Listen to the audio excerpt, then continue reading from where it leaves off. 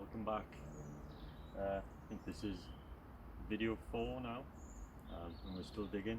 The plan is today is just to clear up more of the area, do some more digging. As you've probably seen, there are two of us. So what I've done is bought another spade. There's going to be another slight review of the NATO folding shovel. I bought it on Amazon. It was around 15 quid. As you can see, packs up nice and small.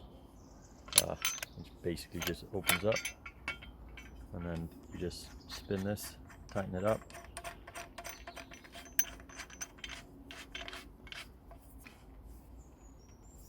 There we go. It's going to be a bit more use for actual shoveling than the young do folding shovel, so we'll give it a go and let you know how it performs. Like I said, the plan is just to basically square some more of this off, and if we get some time, maybe try and remove some more trunks. What I'm going to try and do is, with this bigger one, we're going to have some raised beds, so we'll use sections of those about like sleeping mat size, 2 of those either end, with then a length of wood spanning them, and then just filling it all with smaller sticks basically to make a bed or a platform. And we can put a sleeping mat or something, so they'll be around 6 foot long each, either side, and then should leave a load of room up this end for the fire. So we'll crack on, and we'll catch up again soon. Thought I'd just do a quick side-by-side comparison. You see, that's the folded up sizes. You see about my hand, and then the NATO shovel is a bit bigger. You got then the actual spade itself. Again, you're not really shifting much earth for that, but if it's the only thing you had, like we have, it will do the job. And then you've got this one. It's basically an entrenchment tool, just for obviously in the army and things when they're digging down in the foxholes and things like that. So it is a little bit more heavy duty, so I think it's going to actually shift a lot more. Definitely feels a bit tougher. Doesn't really have all the silly gadgets and things. It is just basically a shovel to get the job done. There you go. Like I said, let you know how they perform. So as you can see, we're starting to get through it now. It is getting quite level. I don't know if I mentioned about the bucket last time, but we managed to find a bucket, but annoyingly the handles come off, so hopefully it lasts just to get rid of the rest of it. So we're pretty much there in this corner.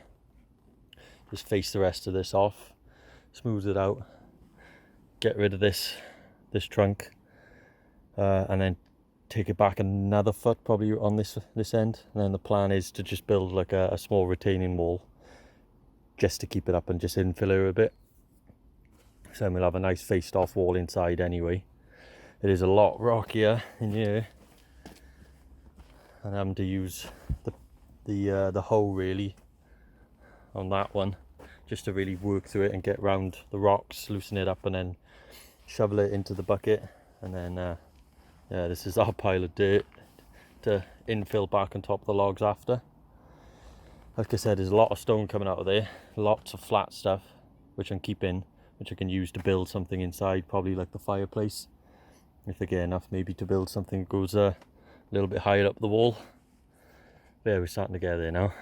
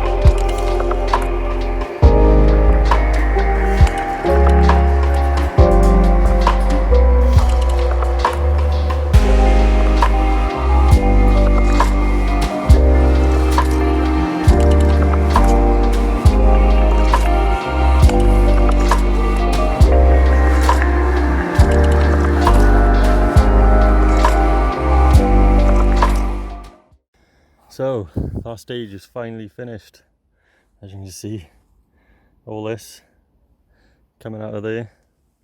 So most of the digging is done for now, apart from like small bits of leveling off. The plan is with this side is get this trunk out of the way first, and we can take it back about another foot, take it back, face it all off, and then it will be finished. So that's what we're going to do next. Try and get through that. Hopefully it'll drop through easy without getting the saw stuck again, but we'll see.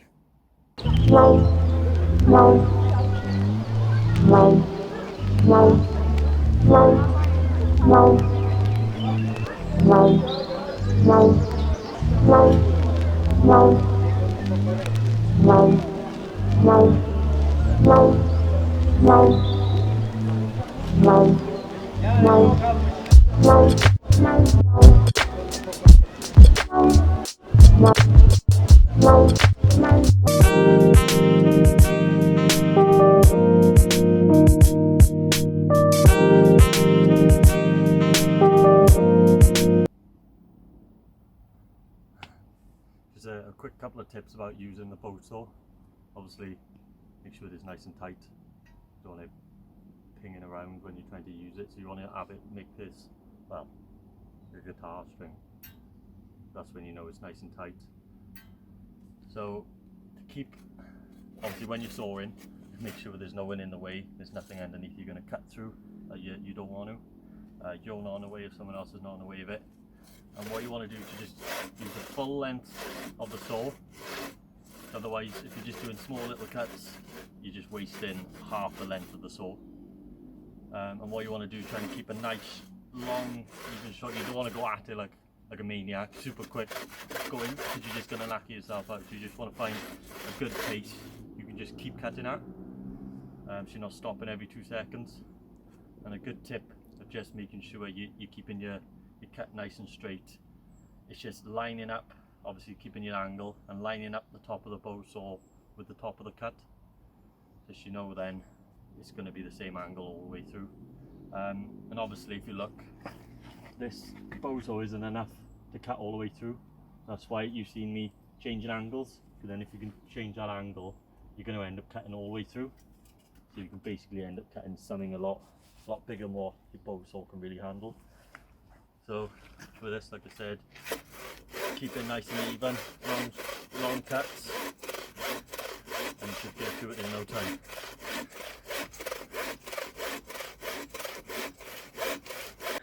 So we finally cut there for the bed. Obviously we won't be touching those for a while now until all the roof and everything is up. But yeah, we've done pretty well. I think we've flattened it off. The next step now is probably we'll take all this back so it's equal on both sides. I think it's about a foot, and just pretty much just straighten it out up there. So yeah, it's looking good. I've also just muddied up the end of this where it's been cut. It's just so it's not so obvious as you're walking through the forest. You would, if that was just a fresh cut, you would see it.